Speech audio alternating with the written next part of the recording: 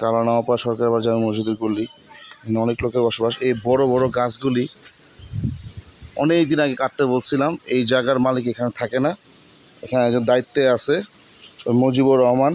হ্যাঁ, এই আমাদের পাশেই থাকে, ওনার ছেলের নাম হলো তন্ময়। ওরা সব দায়িত্বে আছে এই জায়গাটার, ওই লোকের সাথে খুব যোগাযোগ হয়। এখন এই যে দেখুন অবস্থা আছে, কতদিন ধরে এই গাছটার এই অবস্থা, গাছটার এই অবস্থা। এখন আমাদের পুরো এলাকায় কোনো কারেন্ট নেই, আমাদের গলিতে বাসায় কারেন্ট নেই, আমার তার ছিঁড়ে গেছে। এই দেখেন তারের এই অবস্থা। এর আগেও একটা গাছ কাটাইছি, আমি কাটাইছি, এই দেখেন গাছ একটা আগে কাটাইছি, এটা আরও প্রায় 10-15 দিন আগে কাটাইছি। এখন গতকালকে ঝড়ে এই গাছগুলি সব পড়ে গেছে, সব পড়ে গেছে, অল্প একটু করে বাইজা আছে, এই দেখেন তারের সাথে। আর এই যে পড়ে গেছে, খাম্বাও লড়ে গেছে, আমাদের পুরা খাম্বা লড়ে গেছে। হ্যাঁ, ওনাদেরকে অনেক দিন বলা হয়েছে, কিন্তু ওনারা কেউ এটা কর্ণপাত করা নাই। হ্যাঁ, এখন আমাদের এই সমস্যাটা সমাধানের রাস্তা কি?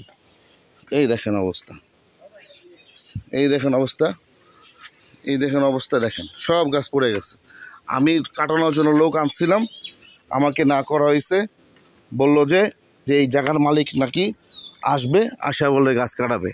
আমি এই গাছগুলি কাটা মসজিদে টাকা দেওয়ার জন্য লোক আনার চেষ্টা করছিলাম, আমাকে না করা হয়েছে।